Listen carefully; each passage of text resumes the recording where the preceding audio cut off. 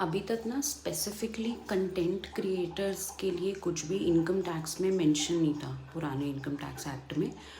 तो वो लोग जैसे उनके सीए समझाते थे वैसे वो लोग अपनी इनकम शो कर रहे थे, है ना। यूजुअली वो लोग 44AD में एज अ बिजनेस, जो 44AD में हम लोग ITR फाइल करते हैं उसमें फ़ाइल कर रहे थे, जिसमें वो अपनी 8% अपना प्रॉफिट दिखा के ITR फाइल कर देते थे।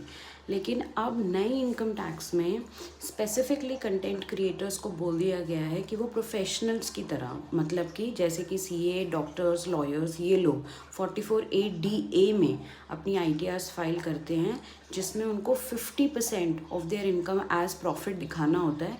वो ऐसे अपनी इनकम शो करेंगे ड्यूरिंग फाइलिंग देयर ITR।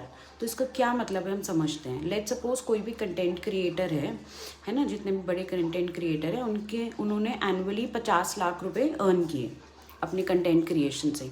तो पहले वो क्या करते थे, वो लोग 8% प्रॉफिट दिखा के 44AD में, तो 50 लाख का 8% हुआ 4 लाख, 4 लाख दिखा के, और एज पर न्यू रिजीम वो 12 लाख से कम है तो ज़ीरो टैक्स, है ना। तो ज़ीरो टैक्स दे रहे थे अपनी 50 लाख की इनकम पे। लेकिन अब क्या होगा, अब उनको 50% of their income as a profit दिखाना होगा, अपनी इनकम दिखानी होगी। तो 50 लाख का 50% हुआ 25 लाख, तो अब उनको 25 लाख पे इनकम टैक्स भरना होगा।